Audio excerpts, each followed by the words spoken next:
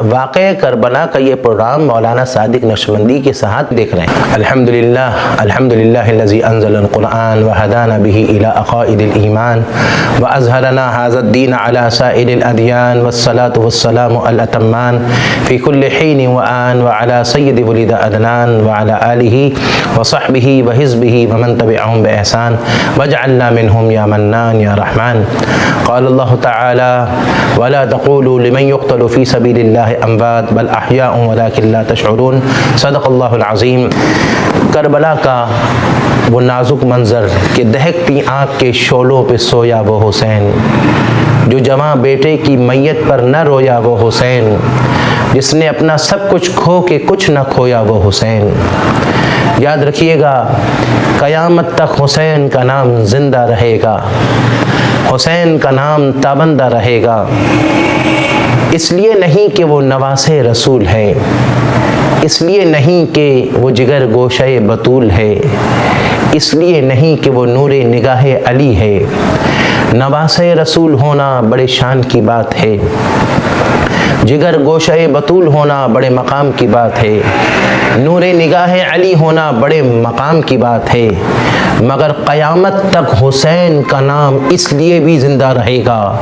کہ اس کی ہمت پر علی شیر خدا کو ناز ہے، اس نواسے پر محمد مصطفیٰ کو ناز ہے۔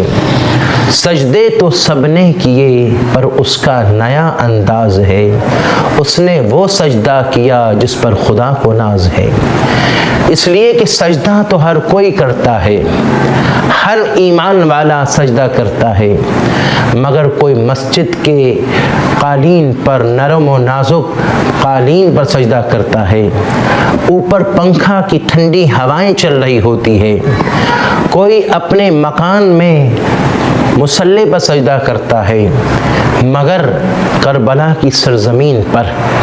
علی اکبر کے گھوڑوں پر لاشوں کو دوڑتا ہوا دیکھ کر،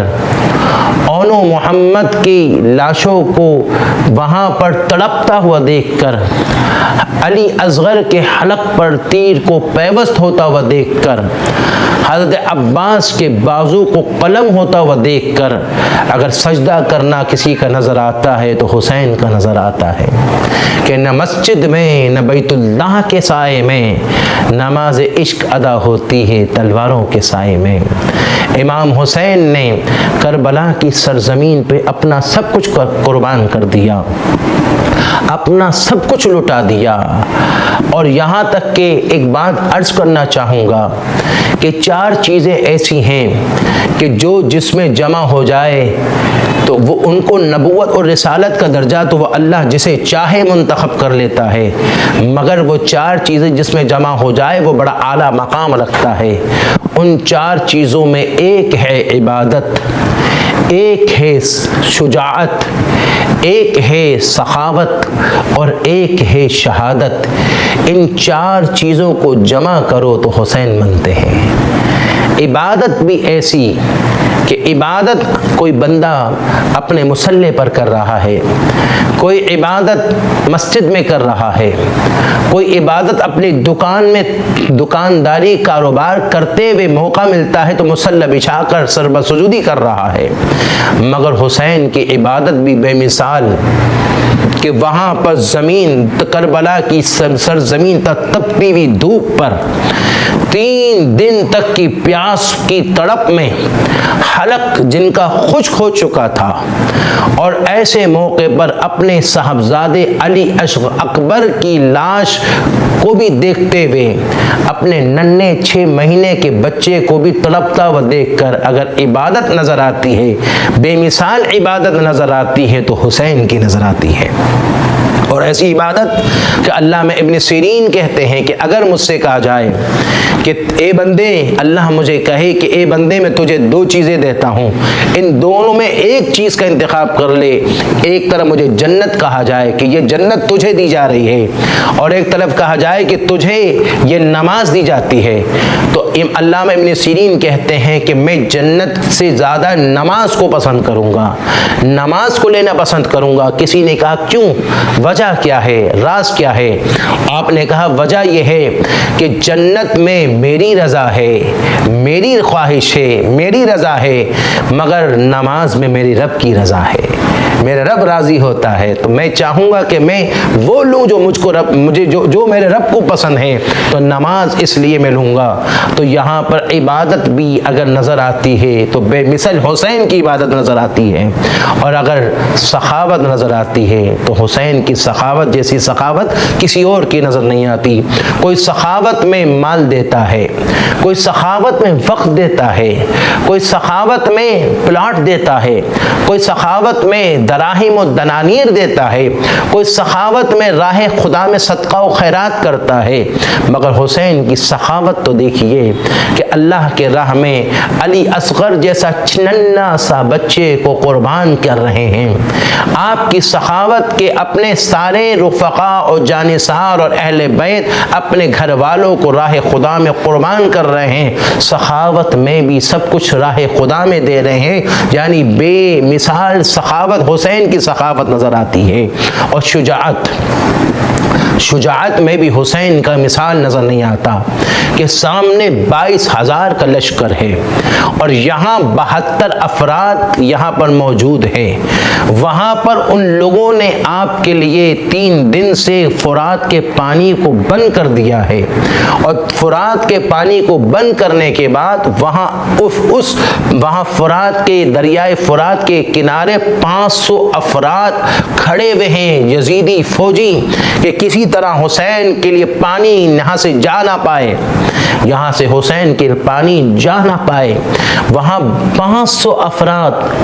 ان کو بھی یہ پتا ہے کہ سامنے افرادی قوت تو کم ہے، مگر اس میں حسین جو علی کا صاحبزادہ ہے، علی کا لال ہے، جس نے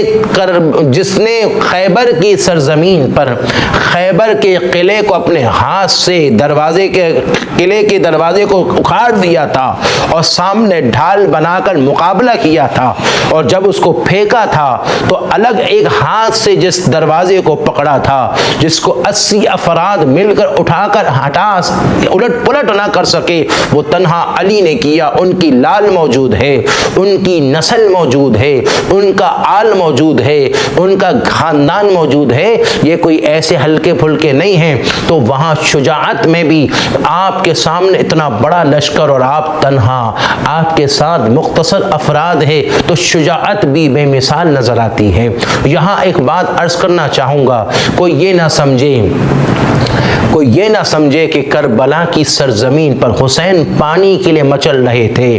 ارے یہ حسین وہ ہے کہ جن کی اولاد میں حسین ہے، انہی کی اجداد میں، انہی کے جد میں جب مکے کی سرزمین پر جب پانی نہیں تھا، تو جب آپ کے جد امجد اسماعیل ذبیح اللہ نے اپنی ایڑی کو مارا تھا تو زمین سے پانی نکل آیا تھا۔ آج انہی کی اولاد میں یہ پانی کے لیے وہ نہیں تڑپ رہے تھے، اسی لیے شاعر نے کہا آئینے مشیت کا شناسا ایسا، جس کے قدموں میں ہو کوثر وہ ہو پیاسا ایسا، کیوں نہ فخر سے جھومے رسول عربی کے تقدیر سے ملتا ہے نواسا ایسا۔ یہ میرے آقا کے نواسے تھے جو تقدیر سے ملے، جنہوں نے رب کی رضا پر اپنے آپ کو قربان کیا۔ ان کے جد امجد سے جب ابراہیم خلیل اللہ نے کہا کہ میں نے آپ کو دیکھا کہ آپ کو ذبح کیا جا رہا ہے، انی ارا فی المنام انی اذبحک ماذا تری، میں نے خواب میں دیکھا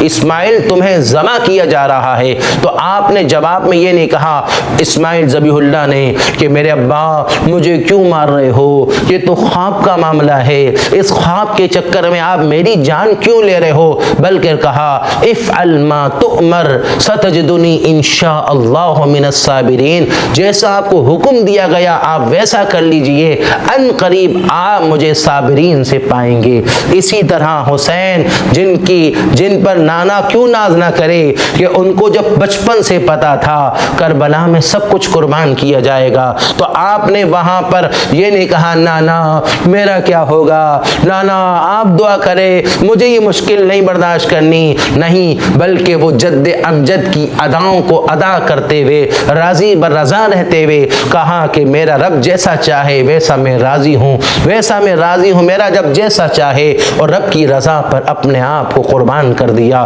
تو شجاعت بھی بے مثال ہے اور شہادت بھی حسین کی بے مثال ہے۔ اسی لیے شاعر نے کہا کہ عبادت ہے شجر لیکن شہادت ہے ثمر اس کا۔ خالی شجر سے کام نہیں چلتا، عبادت ہے شجر لیکن شہادت ہے ثمر اس کا، عبادت ہے دعا لیکن شہادت ہے اثر اس کا،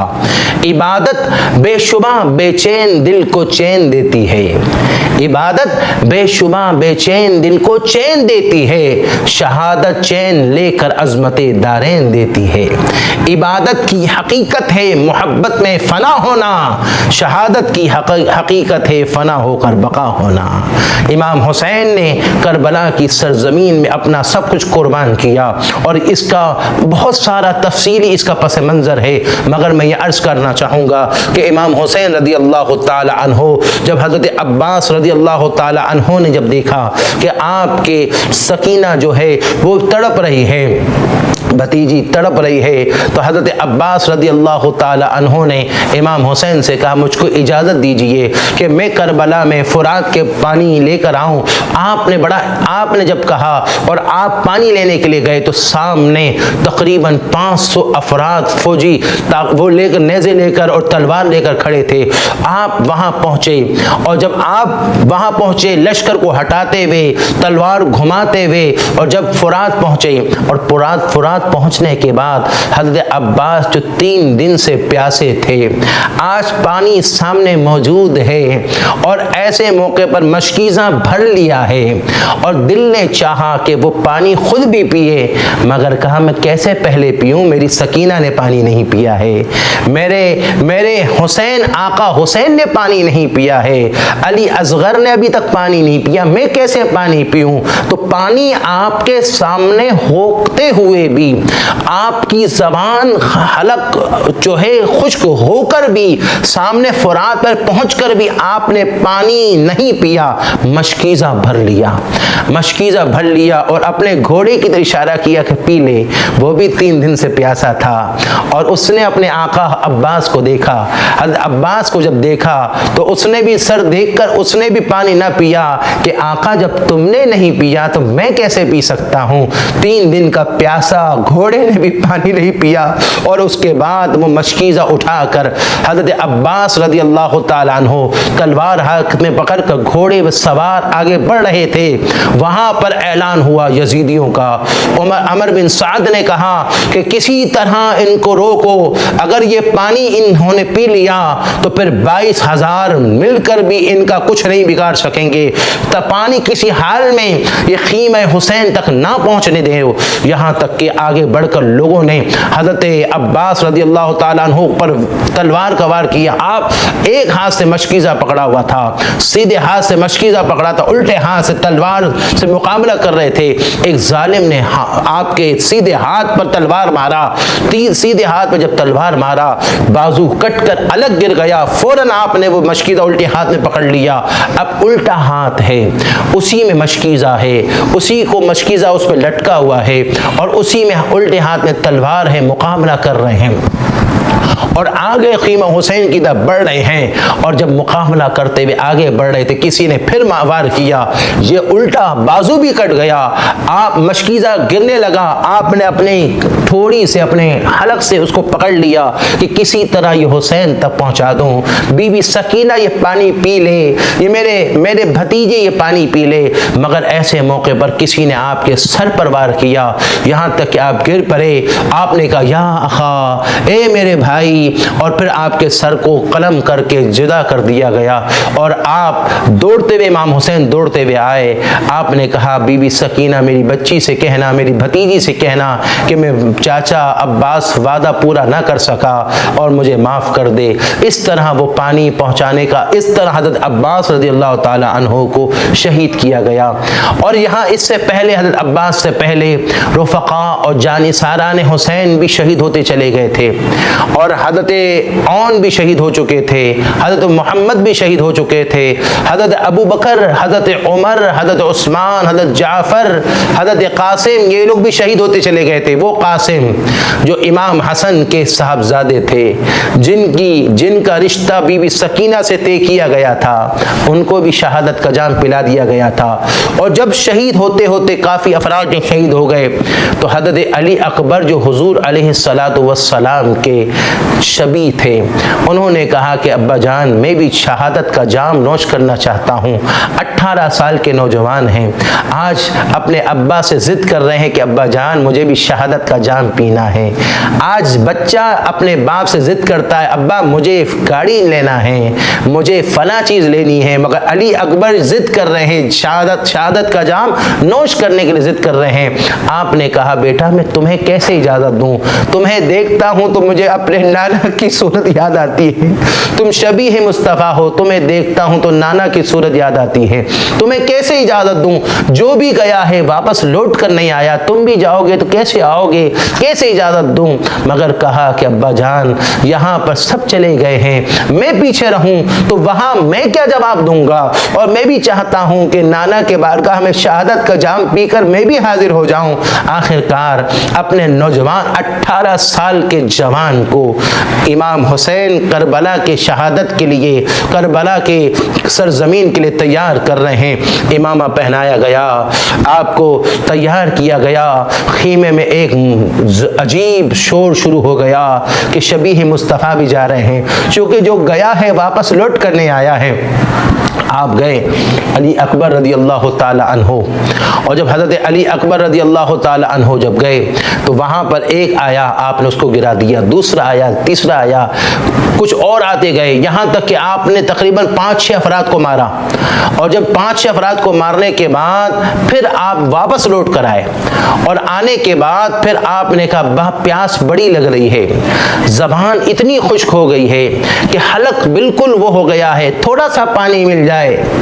تو میں ان یزیدیوں سے اور مقابلہ کروں گا, اور ایسے موقع پر اور تھوڑا سا موقع مل جائے تو میں یزیدیوں سے اور مقابلہ کروں گا. مگر حضرت حسین, امام حسین نے جواب میں کہا کہ بیٹا اب نانا کے پاس پہنچنا جو تمہیں حوض کوثر کا جام پلائیں گے, حوض کوثر کا جام تمہیں نوش کروائیں گے, نانا کے بارگاہ میں پہنچنا.